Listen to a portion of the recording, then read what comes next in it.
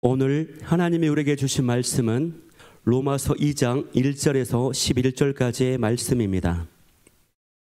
그러므로 남을 판단하는 사람아, 누구를 막론하고 내가 핑계하지 못할 것은 남을 판단하는 것으로 내가 너를 정죄함이니 판단하는 내가 같은 일을 행함이니라. 이런 일을 행하는 자에게 하나님의 심판이 진리대로 되는 줄 우리가 아노라. 이런 일을 행하는 자를 판단하고도 같은 일을 행하는 사람아, 내가 하나님의 심판을 피할 줄로 생각하느냐. 혹 내가 하나님의 인자하심이 너를 인도하여 회개하게 하심을 알지 못하여 그의 인자하심과 용납하심과 길이 참으심이 풍성함을 멸시하느냐. 다만 내 고집과 회개하지 아니한 마음을 따라 진노의 날, 곧 하나님의 의로우신 심판이 나타나는 그날에 임할 진노를 내게 쌓는도다. 하나님께서 각 사람에게 그 행한 대로 보응하시되 참고 선을 행하여 영광과 존귀와 썩지 아니함을 구하는 자에게는 영생으로 하시고, 오직 당을 지어 진리를 따르지 아니하고 불의를 따르는 자에게는 진노와 분노로 하시리라. 악을 행하는 각 사람의 영에는 환난과 곤고가 있으리니 먼저는 유대인에게요 그리고 헬라인에게며, 선을 행하는 각 사람에게는 영광과 존귀와 평강이 있으리니 먼저는 유대인에게요 그리고 헬라인에게라. 이는 하나님께서 외모로 사람을 취하지 아니하심이라. 미국 콜럼버스 대학교 총장 니콜라이 머레이가 졸업식 축사에서 세 부류 사람에 대해서 얘기하거든요. 첫째가 더 나은 세상을 위해 노력하는 사람, 그 다음에 세상을 더 좋지 않게 만드는 사람, 세 번째는 무슨 일이 일어나도 신경 쓰지 않는 사람. 우리가 이 세 부류 중에 어떤 부류가 되는지 한번 잘 생각해 보면 좋겠다, 그런 생각이 듭니다. 사실 이 로마서 1장은요 극과 극을 다루거든요. 바울 사도의 신앙 고백, 그 다음에 주님 앞에서의 자세, 그 다음에 복음의 능력, 그 다음에 의인은 믿음으로 말미암아 살리라, 기가 막힌 고백을 하고 18절에서 32절까지는 하나님의 진노가 일어나는 사람들이 어떤 사람일까. 사실은 예수님 믿지 않고 이방인들이 죄를 지지는 21가지 정도 죄를 짓는 사람들이 하나님의 진노 가운데 있는 사람들이다 라고 하니까, 이건 모두 다 누구에게 해당하냐면 이방인들에게 해당되는, 이방인이라는 게 유대인 말고 이방인 그게 아니고 그리스도인 말고 이방인 이렇게 생각하셔야 됩니다. 그런데 이 장에 와가지고는 이 대상이 완전히 바뀌어지는 거예요. 그들도 하나님의 진노의 대상인데 또 하나님의 진노의 대상이 있는 거죠. 그게 누구냐면 유대인들인 거예요. 무섭거든요. 근데 이 유대인들을 향한 얘기라고 말하지만 사실은 이게 지금의 우리도 이 말씀을 들어야 하나님의 심판을 받는 대상이 아닌, 하나님의 진노의 대상이 아닌 그런 모습으로 살아갈 필요가 있는데, 한번 보세요. 자, 8절 9절을 먼저 한번 보시면 시작. 오직 당을 지어 진리를 따르지 아니하고 불의를 따르는 자에게는 진노와 분노로 하시리라. 악을 행하는 각 사람의 영에는 환난과 곤고가 있으리니 먼저는 유대인에게요 그리고 헬라인이며, 이렇게 나가거든요. 그러니까 악을 행하는 각 사람의 영에는 환난과 무엇이 곤고가 있을 거다. 자, 그 다음에 10절을 한번 볼래요? 시작. 선을 행하는 각 사람에게는 영광과 존귀와 평강이 있으리니 먼저는 유대인에게요 그리고 헬라인에게라. 할렐루야. 그러면 가장 먼저 두 종류의 인생을 정리를 해보니까 심판받는 인생과 복을 받는 인생 딱 나눠져 버리는 거죠. 그러면 심판받는 인생은 어떤 인생이 심판받는 인생이고 복을 받는 인생은 어떤 인생이 복을 받을까라고 생각해 볼 필요가 있어요. 심판받는 인생은 누구냐? 남을 판단하는 사람이다. 남을 판단하는 사람이라. 살펴봤더니 남을 판단하고 심판받는 사람은 절대로 핑계하지 못한다. 왜? 이미 정죄를 받았기 때문에 그 정죄가 핑계하지 못할 결정적 증거이기 때문에 한번 판단한 모습에 서버리면 하나님의 심판을 피할 길이 없다. 도대체 이 로마서 1장에서부터 8장까지 그 이후의 내용이 너무나 귀한데, 사도 바울이 누구냐면 복음을 전하는 사람 아니에요? 교회 세우는 사람, 영혼을 세우는 사람, 이방인 선교사, 또 그 다음에 땅끝까지 이르러 복음을 전하는 이 사람인데 오늘 2장 1절에서 11절까지는 철저히 처음부터 끝까지 무슨 얘기냐? 심판과 복을 받는 사람을 명확하게 구분하는 얘기를 계속하고 있는데, 그 심판의 대상에 가장 결정적으로 등장되는 사람들이 누구냐? 유대인들이라는 거예요. 자, 눈이 열려져서 잘 봤으면 좋겠습니다. 유대인들도 이방인들처럼 동일하게 사는데 자기들도 동일한 죄를 저지르는데, 사실은 판단은 누구가 판단하냐? 유대인들이 이방인들을 판단하고 있는, 이게 결정적인 죄라는 거죠. 궁금했어요. 무엇 때문에 이렇게 될까? 우리도 모르게 이제 이런 요소들이 있을 수 있기 때문에 자신들이 혈통적인 아브라함의 자손이라는 편견 때문에 누구를 비판하는, 이방인을 비판하는 죄를 자기도 모르게 서슴없이 저지르고 있는 걸 보게 된다는 거죠. 그러면 왜 그렇게 되었을까 살펴봤더니 유대인들이 가지고 있는 잘못된 가치관이 있어요. 혈통적으로 아브라함의 후손이라는 것과 우리가 뭘 소유했다고? 율법을 소유했고, 두 번째는 무엇까지 받았고? 할례까지 받았기 때문에 만사가 형통할 것이라는 생각을 가지고 있는 거예요. 이 말까지 이해되시죠? 우리가 혈통적으로 아브라함의 혈통이고, 우리는 율법을 소유했고, 우리는 할례까지 행했기 때문에 우리가 하는 모든 일은 만사가 형통한다. 다시 말하면 우리는 어떤 경우에도 잘못되지 않는다는 거예요. 그러니까 뭐 받지 않는다? 심판받지 않는다 라고 하는 잘못된 가치관이 누구에게 있느냐? 유대인들에게 있다는 거예요. 그런데 바울은 뭐라고 얘기하냐면, 당신들이 혈통적 아브라함의 후손인 건 사실이나 율법을 소유하고 할례까지 받았으나 지금 믿음의 삶이 아니면 율법과 할례는 소용이 없다는 거예요. 자, 25절 한번 보세요. 2장 25절. 2장 25절 시작. 내가 율법을 행하면 할례가 유익하나 만일 율법을 범하면 내 할례는 무할례가 되느니라. 정리됐죠? 그 다음에 26절. 자, 26절 시작. 그런즉 무할례자가 율법의 규례를 지키면 그 무할례를 할례와 같이 여길 것이 아니냐. 그러니까 무할례자가 율법을 지키고 말씀을 지키고 믿음에 거하고 순종하게 되면 그 사람이 겉으로는 무할례자지만 실제로 할례자와 같이 인정받을 수 있다, 그 말인 거죠. 그러면 유대인들이 가지고 있는 가치관이 올바른 가치관이다, 올바른 가치관이 아니다? 올바른 가치관이 아니다. 다시 잊어버리면 안 됩니다. 잊어버리면 안 돼요. 뭐냐? 우리는 이렇게 잘못된 모습으로 살아도, 자, 다시 아브라함의 혈통이고 율법을 가졌고 할례를 행했기 때문에 우리가 혹시라도 잘못된 길로 간다 할지라도 절대로 잘못된 길로 가지 않고 만사가 형통할 것이다. 그러니 우리가 사람들을 뭐 해도, 판단해도, 비판해도 우리는 절대로 하나님의 심판을 받지 않을 거다 라고 하는 가치관이 그들을 지배하기 때문에 쉽게 사람들을 비판하게 된다. 정리되었죠? 대상이 선민 유대인이라 한다 할지라도 만약에 하나님의 말씀에서 남을 판단하게 된다면 그 사람도 하나님의 심판을 피할 수 있다, 없다? 없다. 자, 그러면 유대인들은 어떤 가치관으로 남을 판단하는지 구체적인 내용을 한번 살펴보니까 선민 사상의 특권의식 속에 영적인 교만의 죄가 그들 안에 있었어요. 그 영적인 교만의 죄가 뭐냐? 이방인들을 멸시하고 조롱하고 짐승보다 못한 존재로 취급해버렸어요. 이게 지금 비판의 결정적인 배경인 거죠. 그러니까 아까 얘기한 대로 우리는 만사 형통해 라고 하는 게 영적인 교만이라는 거죠. 그러니까 당연히 누구를 봐야 돼요?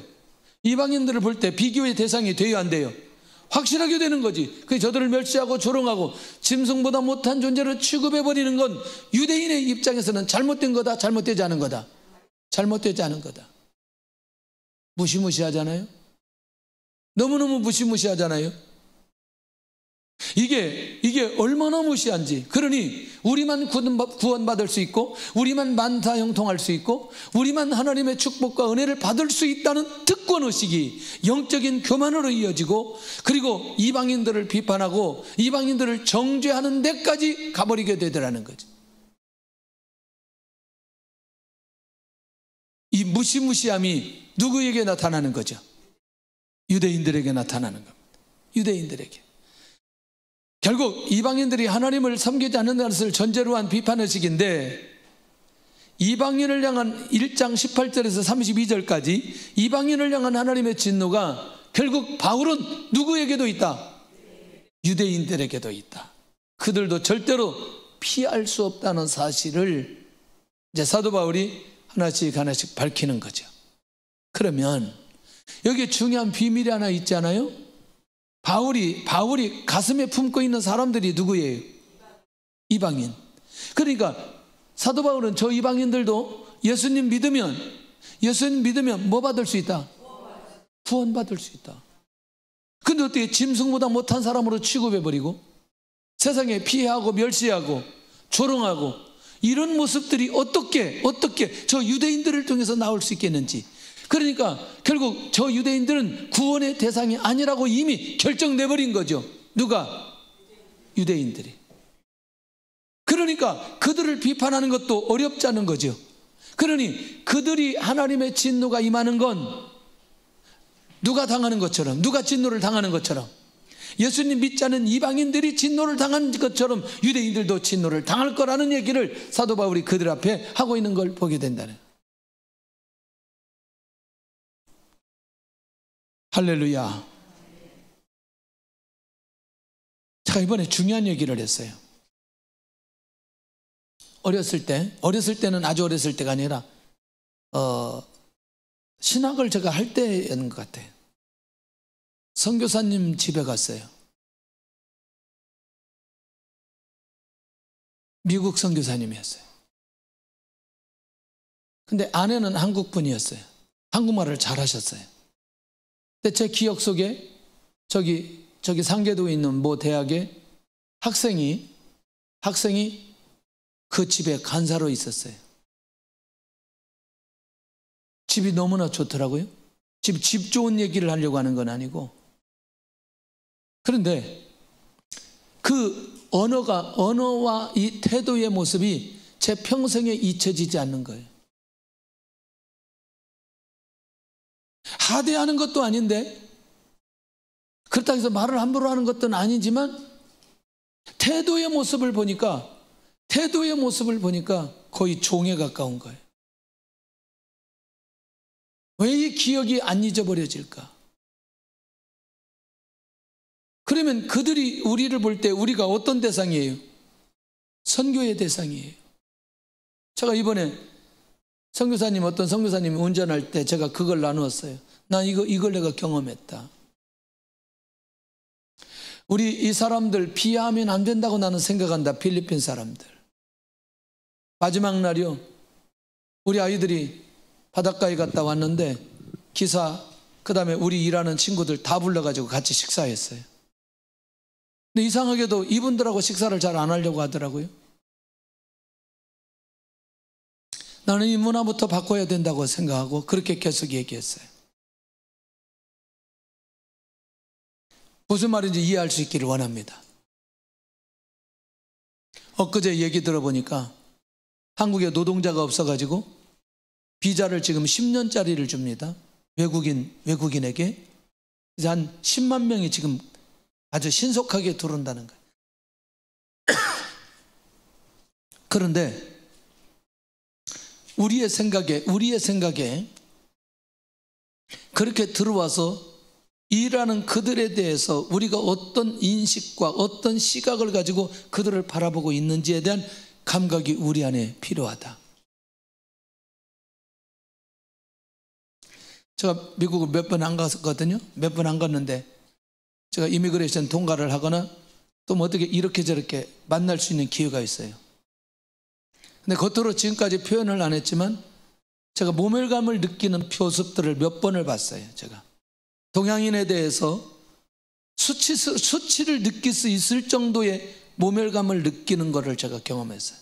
아, 이게 미국이구나. 그래서 한 번도 거의 말한 적이 없는 것 같아요. 네. 별로 느낌이, 그래도 나도 자존감이 있는데 이거 완전히, 제가 그러면서 굉장히 많은 생각이 들어가기 시작하는 거예요. 그럼 우리나라에서 와서 생활하는 저들에 대해서는 어떤 생각을 가지고 지금 살아가고 있는지에 대한 감각이 또 필요한 거죠.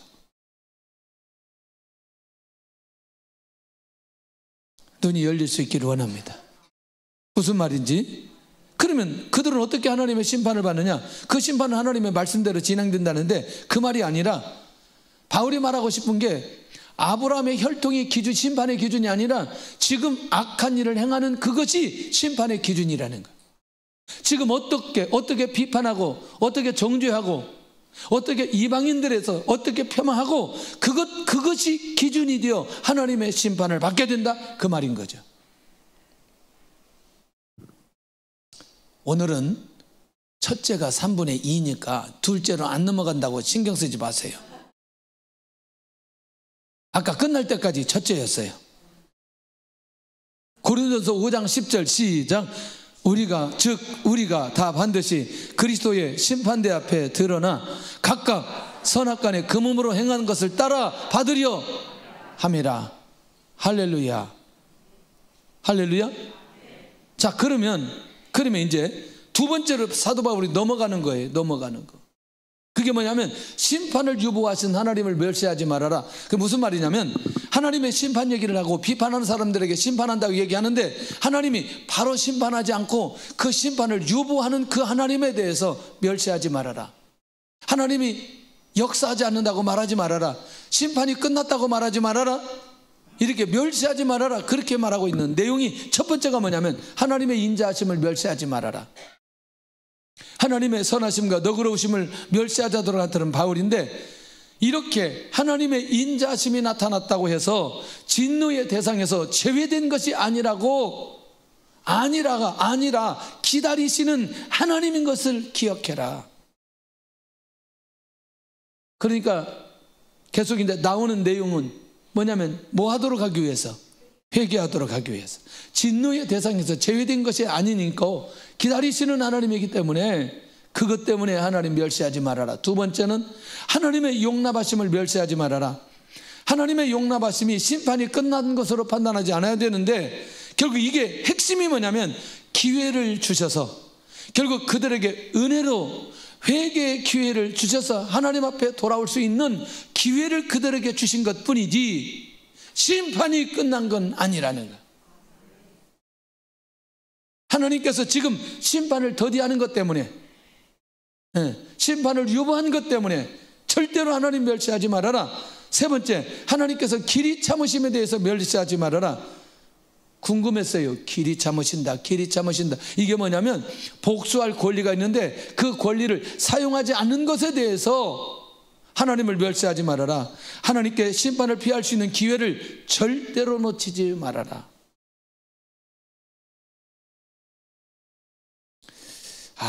진짜 이 내용을 한 번 정도 우리가 생각해 보면서, 나는 하나님께서 징계하지 않으니까, 나한테 뭐 이렇게 묻지 않으니까 아마 이건 끝난 거 아니겠나?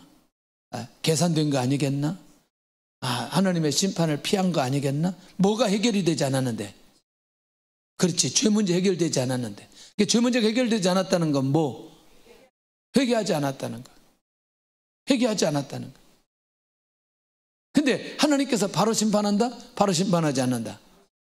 바로 심판하지 않는다. 주일날 한번 빠졌다고 다리 하나 부러지고, 주일날 한번 빠졌다고 눈 뽑고, 뭐 11조 안 했다고 팔 자르고, 하나님이 그렇게 하시지 않는다는 거죠. 왜? 돌아오도록 하나님께 돌아오도록 이렇게 엄청난 심판을 계획함에도 불구하고 하나님께서 빨리 집행하지 않는다는 사실을 오늘 이 사도 바울이 밝혀주고 있는 거죠. 왜 이들이 회개의 기회를 놓치고 하나님을 멸시하느냐 봤더니 그들 안에 있는 고집과 회개하지 않는 마음 때문에. 사실은 회개하지 않는 마음은 고집 때문에. 이게 뭐냐, 그 인자하심을 외면하고 그것은 뭐냐면 더 깊은 죄에 빠지게 만든다는 거죠. 고집 한번 정리해 볼래요? 조금 더 가봤더니 그들 안에 있는 고집의 배경은 무엇일까, 완고함의 배경은 무엇일까 봤더니 죄에 대해서 뻔뻔하고 어두운 마음이 그들 안에 지배하기 때문에. 와, 몇 년 전에 어느 권사님 집에 신방을 갔어요. 신방을 가가지고 뭐 다른 얘기 안 하고 같이 말씀을 이렇게 하다가, 지금은 권사님이에요. 그때 그 집사님한테, 집사님 교만하지 마세요.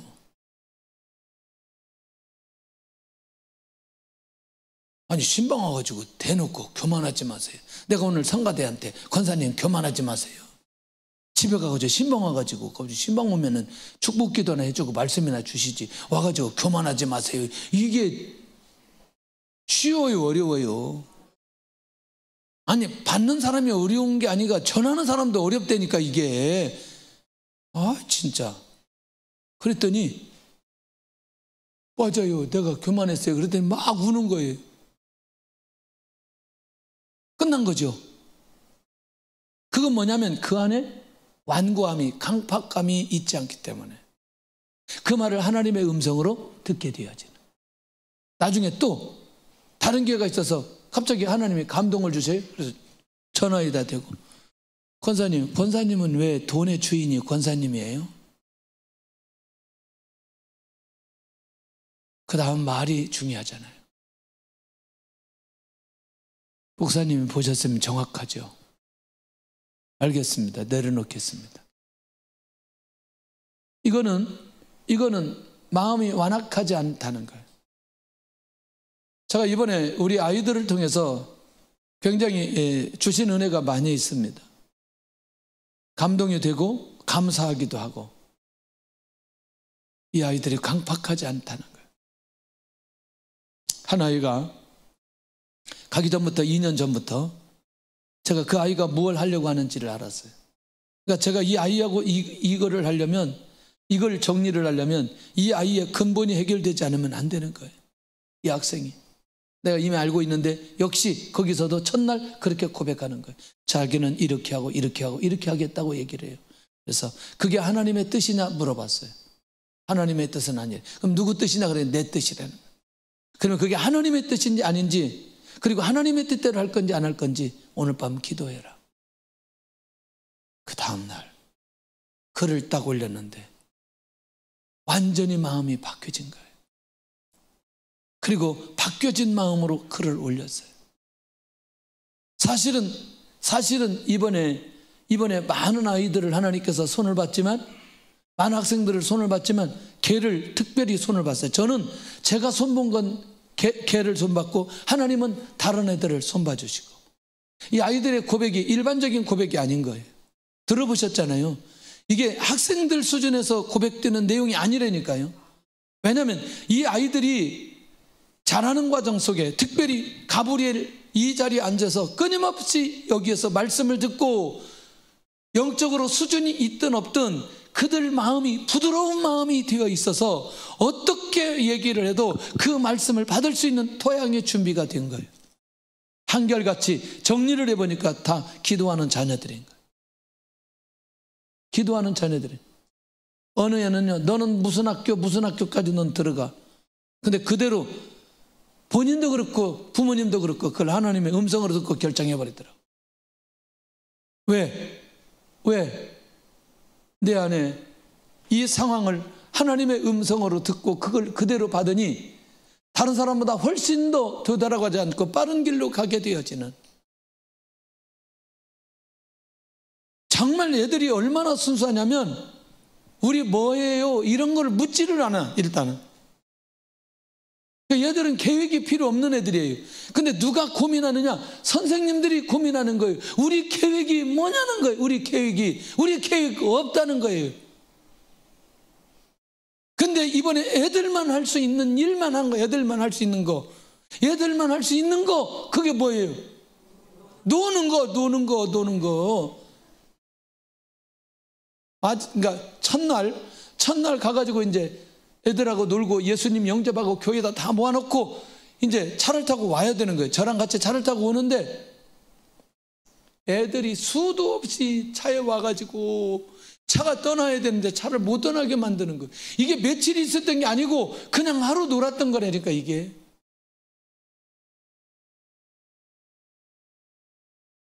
아, 얘들에게는 스케줄이 필요 없구나.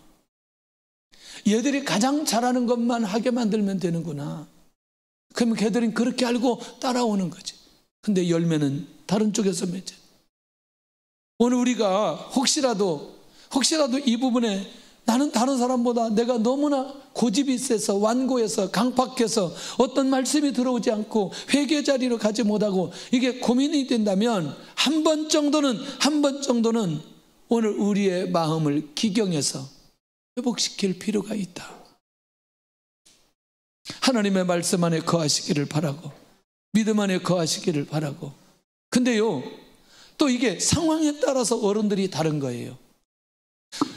나는 어떤 영역에서는 내가 다 수용하고 그러는데 내가 돈의 영역에서는 한치의 양보도 안 하는 거죠. 돈의 영역에서는 이게 돈이 개입되어지면 절대로 내가 움직이지 않는 거예요. 그리고 쉽게 깨버린 관계도 다 깨버리는 거예요. 네, 상관없어. 왜? 이게 나에게 유익이 되지 않으니까 이거 다 깨버리는 거죠. 무시무시하거든요. 오늘 우리가 하나님 앞에서 이런 얘기도 같이 나눌 수 있다는 게 얼마나 감사한지. 우리 마음이 부드러우면 이 말이 무슨 말인지 우리가 잘 이해하고 들을 수 있지 않겠냐. 자, 그러면 정리해 본다면 심판이 더디올 때 반드시 기억해야 될 것은 무슨 기회를 주시기 위해서? 회개의 기회를 주시기 위해서. 주의 은혜가 있기를 원합니다. 그러면 회개하지 않는 마음과 고집을 내려놓지 않는 결과는 세상에 2장 5절에 가서 보니까 완고함과 돌이키지 않는 마음을 유지하다가 무엇을 쌓게 된다? 진노를 쌓게 된다. 2장 5절 한번 보세요. 시작. 다만 내 고집과 회개하지 아니하는 마음을 따라 진노의 날 곧 하나님의 의로우신 심판이 나타나는 그날에 이 말 진노를 내게 쌓는도다. 진노를 내게 쌓는도다. 그러니 하나님 어떤 상황 속에서도 내가 하나님 앞에 나에게 기회가 주어졌을 때 유대인들처럼 회개하지 않고 그런 모습으로 살아가는 게 아니고 언제든지 순간적으로 돌이켜 내 안에 쌓여져야 되는 이 진노가 없게 하여 주옵소서. 없게 하여 주옵소서. 지금이라도 하나님의 진노를 피할 수 있는 길은 뭐예요? 회개하는 거죠. 정말 죄송하지만 한 40년 가까이 목회하면서 이 교회 떠나면서 공식적으로 나오는 얘기가 있어요. 항상 공식적인 건 그 대화의 밥상에 꼭 반찬은 담임 목사예요. 수도 없이 들었어요. 근데 저는 실제로 그렇게 생각해요. 아, 그분이 그렇게 옮길 수밖에 없는 건 저 때문이다. 제가 좀 더 사랑하고 좀 더 양육하고 좀 더 관계하고 그랬으면 너무나 좋았다. 항상 하나님 앞에 그렇게 죄송한 마음으로 기도합니다. 하나님, 영혼을 더 좀 사랑했어야 되는데, 더 관심을 가졌어야 되는데 그렇지 못한 게 너무나 죄송합니다. 개인적으로 하나님 앞에 꼭 그렇게 기도합니다. 그리고 그런 아쉬움이 있어요. 그러나 정말 정작 그럴까? 본인은 나의 합리화를 위해서 여전히 그 시선과 그 마음으로 그것이 진짜 하나님 앞에 맞을까? 또 다른 하나님의 계획이 있는데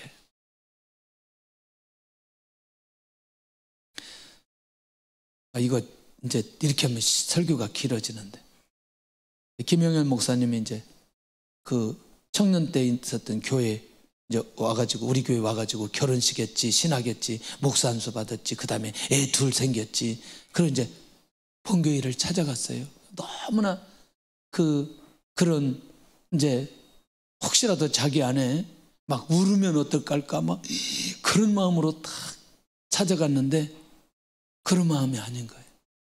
그게 무슨 말이냐면 그 교회가 목사님이 누가 섭섭해서 그렇게 교회가 온 게 아니고 하나님의 사명 따라 그렇게 하나님께서 인도해 주셨다는 사실을 알게 된 거예요.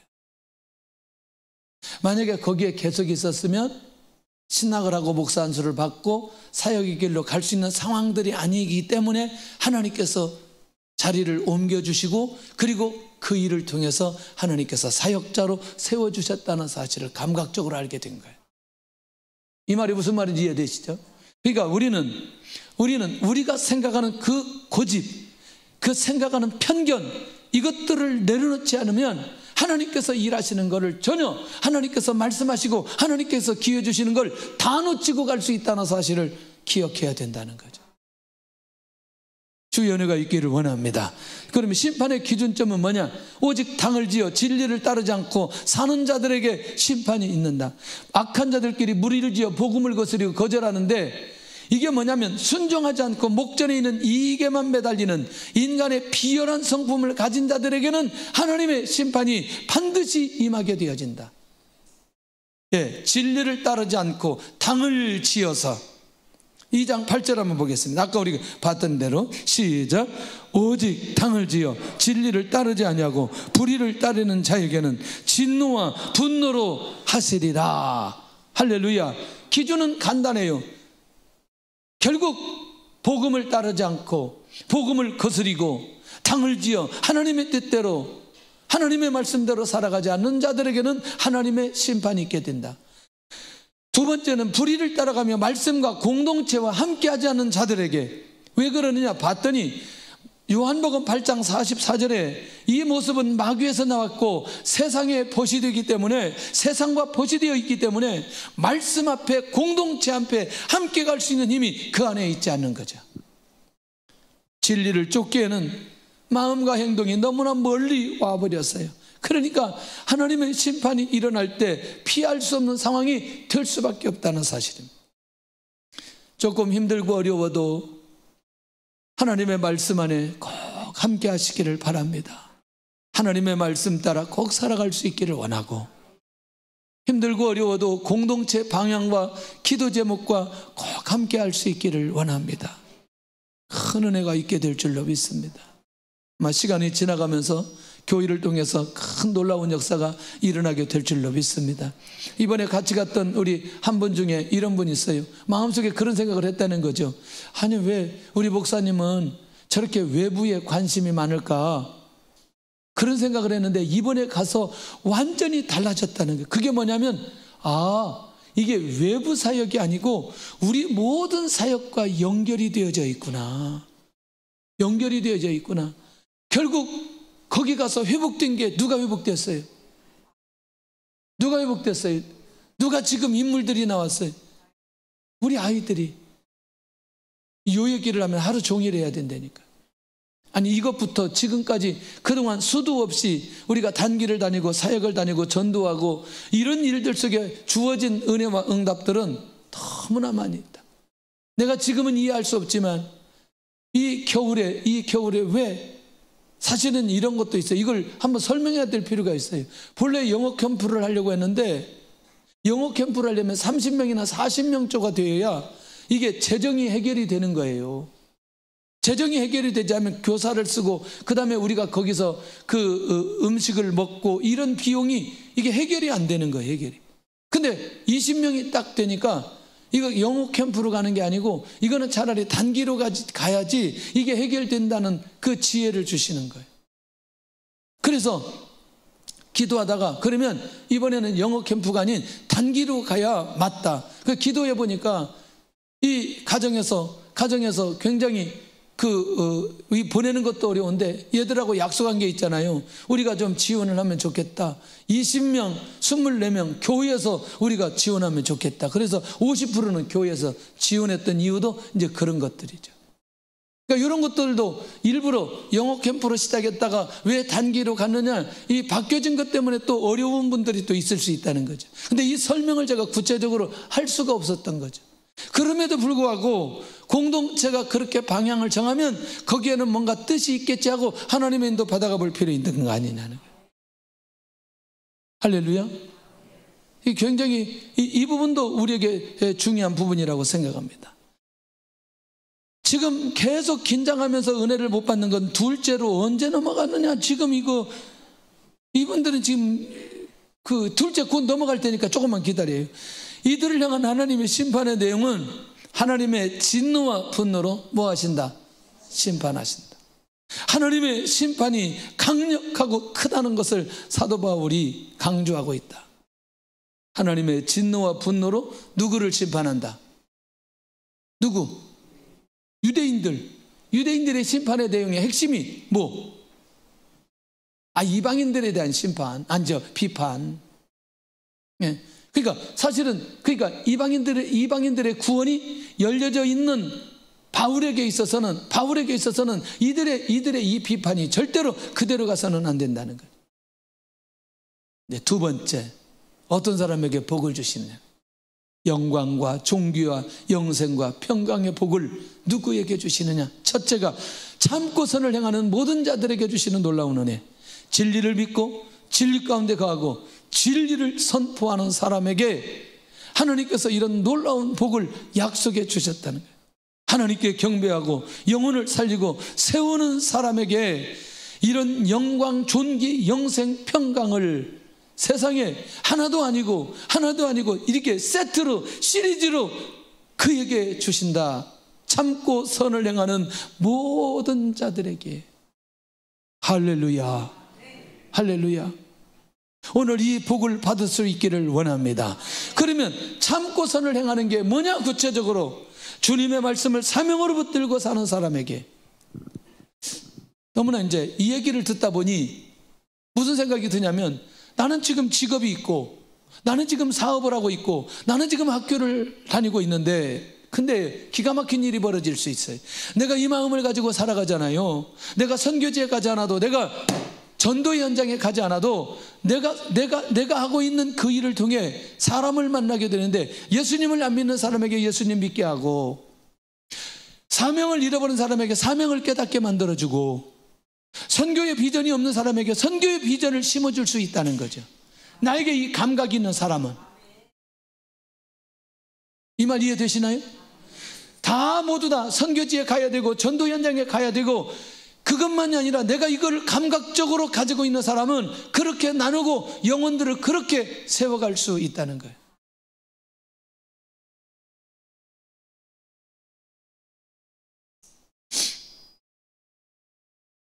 제주도에 가면 흑돼지집이 있어요. 이런 얘기하면 설교 길어지는데, 진짜 너무나 맛있어서 갈 때마다 가요. 아들이 안 보여. 그래서 권사님, 아들 어디 있어요? 그랬더니 뇌출혈로 쓰러뜨리는 거예요. 권사님 여기 앉으세요. 그분이 그렇게 제가 오면 그 장로님은 굉장히 반갑게 하는데, 권사님은 마음은 반가운데 별로 반갑게 안 느껴져요. 여기 앉으시라고. 그 자리 딱 대놓고, 권사님 이 아들 서운하세요. 이대로 놔두면 안 돼요. 지금 들어가자마자 지금 식당에서. 그랬더니 권사님이 눈이 이만해지면서, 사실은 제가 서운했었어요. 서운하고 이렇게 살고 있어요.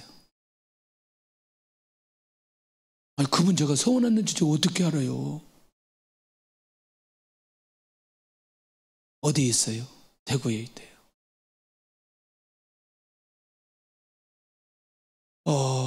이 얘기를 우리가 단순하게 받아들이지 않기를 바랍니다.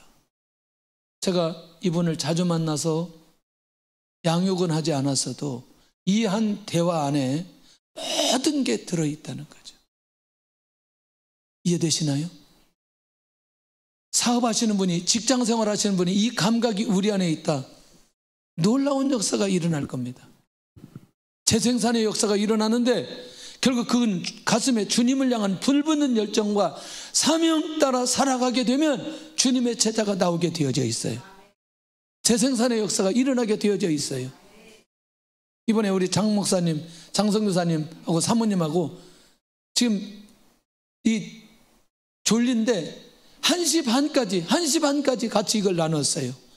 이 사역, 여기 오는 사람들, 우리 교회에 오는 사람들, 이 지역에 오는 사람들을 어떻게 섬기고 세워야 될지, 어떤 목적을 가지고 해야 될지, 근데 이미 다 하고 있고 또다시 그것을 확인시키면서 같이 대화를 나눴어요. 너무나 말 잘 듣죠. 제 얘기에 같이 공감하죠. 왜? 그게 본래 사명이니까. 그러나 다시 한번 그것을 같이 나누면서 공감대를 형성하게 하는. 그러니까 결국 뭐냐면 내가 어떤 감각을 가지냐에 따라서 사람을 만났을 때 내 입에서 어떤 얘기가 나오냐는 거죠. 주님의 제자가 되시기를 바라고, 주님의 제자가 나오기를 원하고, 또 다른 제자들이 일어날 수 있기를 원합니다. 성령의 역사를 위해 가장 먼저 기도의 자리에 있는 사람, 이게 뭐냐면 자신의 목적을 이루기 위해서 기도하는 사람이 아닌 주님의 비전을 이루기 위해서 기도하고, 그래서 성령의 인도를 받기 위해서 성령 충만해야 되고, 성령 충만하기 위해서 기도할 수밖에 없는 기도의 자리에 있는 사람, 이 사람들에게 영광과 존귀와 영생과 평강을 주시는 복을 받게 될 줄로 믿습니다. 그리고 바울처럼 주님의 비전을 붙들고 주님께서 말씀하시는 곳에 있는 거예요. 성령이 너 따라 빌립보, 베리아, 데살로니가, 아덴, 고린도를 향한 바울과 같은 사람. 그러니까 영원히 구원되기 위해서 성령께 순종하는 사람. 애들 앞에서는 그런 얘기 안 했어요. 계곡마을, 죽음의 마을 갔다 오고 나서 그날 밤에 아이들하고 모임하고 있는데 갑자기 제 안에 그런 마음 막 주는 거예요. 그 얘기하면 애들이 울을까봐 얘기를 못 하겠더라고요. 근데 마음의 감동이 그런 얘기. 아무도 우리를 찾아오는 사람이 없는데, 근데 그게 우리라고 말하지 않고 주님이 감동에 제 마음 속에 아무도 나를 찾아오지 않는데 너희들이 나를 찾아왔다는 거예요. 와. 근데 내가 그 얘기를 아이들한테 못 하겠더라고요. 왜냐면 이게 지난번에 금요일날 보셨잖아요. 집이 어떤 집인지. 갈 수가 없어요. 이거 오르내리고 할 수가 없어요. 그냥, 아니, 우리는 길이 이렇게 놔야 되잖아요. 길이. 내 말이 이해가 되는지 모르겠어요. 길이 이렇게 놔야 되잖아요. 그렇지, 이렇게 나지. 그런데 그게 어떻게 되냐면 계곡이 있는데 밑에는 물 흐르고 물 옆에 길이 되니까 이게 그런 데를 다녀야 되는 거예요, 여기를. 그래서 하나님께서 은혜 주신 거예요. 역사해 주시는 거예요. 영광과 존귀와 영생과 평강. 아마 우리 교회 이제 다니면서 엄청나게 신경질 날 거예요. 이거 필리핀 안 가면 대화가 안 되겠네, 이거. 이게 사람을 이렇게 힘들게, 빨리 가시기를 바랍니다. 빨리 한번 그냥 아무 생각 없이 한번 교회에서 하면 그냥 가든지 아니면 그냥 가보세요. 가서 보세요. 그러면 대화가 통한다니까. 이들에게 주신 영광과 존귀와 영생과 평강의 축복은 영광은 성도에게 주실 영광스러운 보상, 존귀는 영예와 영광스러운 칭찬의 복. 할렐루야. 이게 보니까 가장 먼저 명예를 회복시켜주는 거예요. 칭찬해 주시는 거예요. 존귀하게 세워주시는 거예요. 리더십이 나타나는 거예요. 놀랍지 않아요? 영생은 영원히 죽지 않은 영적인 확실한 복이고, 평강은 성도에게 구별된 평안을, 나의 평안을 고 너희에게 주노라. 요한복음 14장 27절에 주님의 평안을 이들에게 주시는, 누구에게? 선을 행하는 자들에게. 오늘 우리는 이 복을 받으시기를 예수님의 이름으로 축원합니다. 난 하나님의 심판의 대상에서 제외되었다는 것을 믿는가? 내가 하나님의 축복의 대상임을 믿는가? 하나님의 축복과 영광, 존귀, 영생, 평강이 모두 나의 것임을 믿는가? 할렐루야.